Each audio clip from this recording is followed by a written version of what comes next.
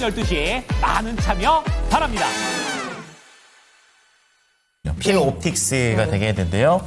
오늘 필옵틱스가 얼마인가요? 지금 이분은 43,000원에 매수를 하셔가지고 손실 구간에 지금 상황인데 필옵틱스가 또 잘 또 회복을 하고 있습니다. 하지만 초반 대비해서는 약간 조금 아쉬운 부분이 좀 있고, 그러네요. 예, 10%의 비중을 담고 계시는데요.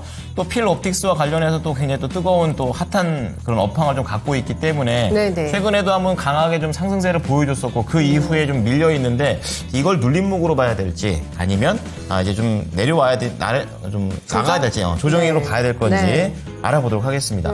자, 전문가님 필옵틱스입니다. 어떻게 예상하십니까? 네, 우리가 잘 아는 유리기판 종목입니다. 특히나 이제 커팅 장비라든지 뭐 노칭 장비. 분야로 보게 되면 디스플레이, 뭐 반도체, 2차 전지에 많이 쓰이긴 합니다. 근데 앞으로 우리가 이 필옵틱스라는 종목을 대할 때 주요 모멘텀으로 판단할 수 있는 건 유리기판이 되겠죠. 그리고 실제로 올해 하반기부터 해서 상용화에 대한 움직임도 많이 윤곽이 드러나고 있고, 또 하나는 이제 글로벌 기업들 같은 경우도 유리기판 관련된 모멘텀들이 꾸준히 나오고 있다는 겁니다.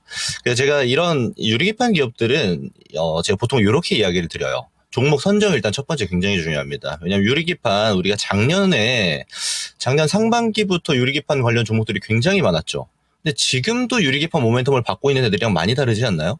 특히나 반도체 관련 기업들 중에서 너도 나도 유리기판 한다고 하다가 지금은 또 많이 줄었습니다. 한 작년 대비해서 숫자는 한 3분의 1 정도 준 것 같아요.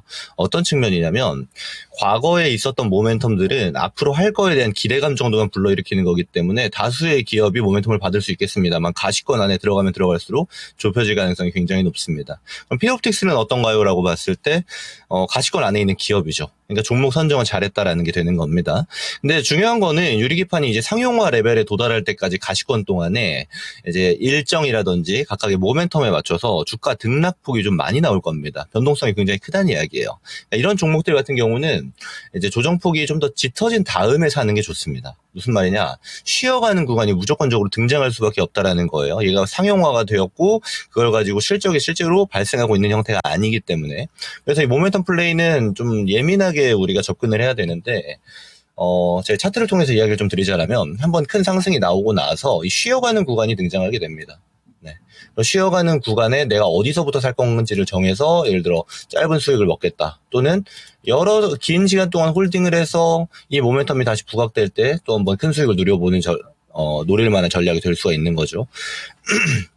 제가 권장드리는 거는 이 유리기판 관련 종목들은 이 등락폭과 변동성이 굉장히 크기 때문에 아예 조정이 세게 나온 다음에 접근하는 게 유리한 경우가 많다라고 이야기를 드리는 겁니다. 다른 종목이랑 좀 달라요. 예를 들어서 방산 종목이나 조선 종목들 같은 경우는 어떻게 올라가죠? 짧게 조정 나오고 계속 신고가 랠리가 나옵니다. 근데 유리기판은 이러기에는 다소 부족해요.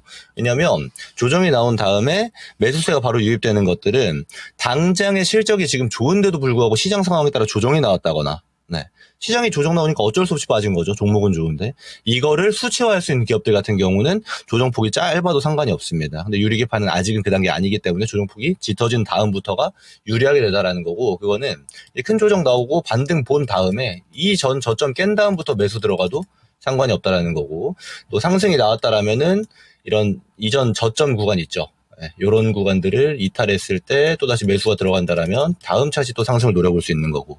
자, 근데 지금 큰 상승이 나왔기 때문에 어때요? 많이 빠져야 된다는 얘기가 되는 겁니다. 그래야 매력적인 타이밍이 나온다라는 거고. 그럼 지금부터 대응은 어떻게 하는 게 좋을까요? 봤을 때 그러면 골자를 같이 놓는다라고 하면 지금부터는 크게 먹어야 될까요? 아니면 짧은 대응이 유리할까요? 짧은 대응이 유리합니다.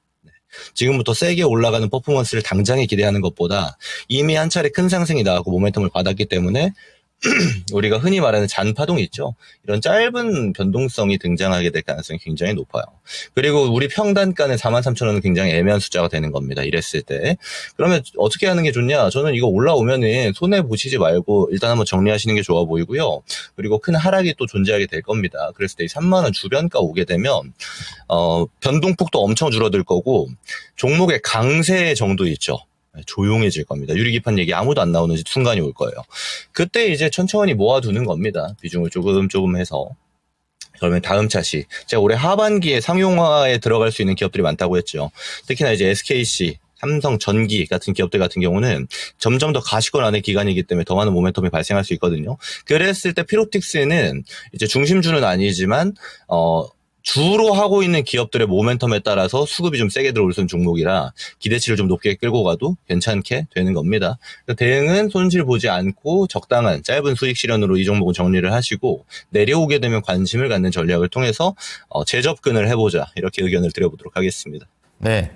자, 필옵틱스 올해 하반기 상용화라는 그런 키워드들이 있습니다. 여기에 네, 걸려있는 네. 종목들이 많은데 필옵틱스도 그중 하나. 약수익으로 우선 나온 다음에 낙폭이 깊었을 때 재매수해가면서 수익을 늘리는 관점이 좋을 것 같고요.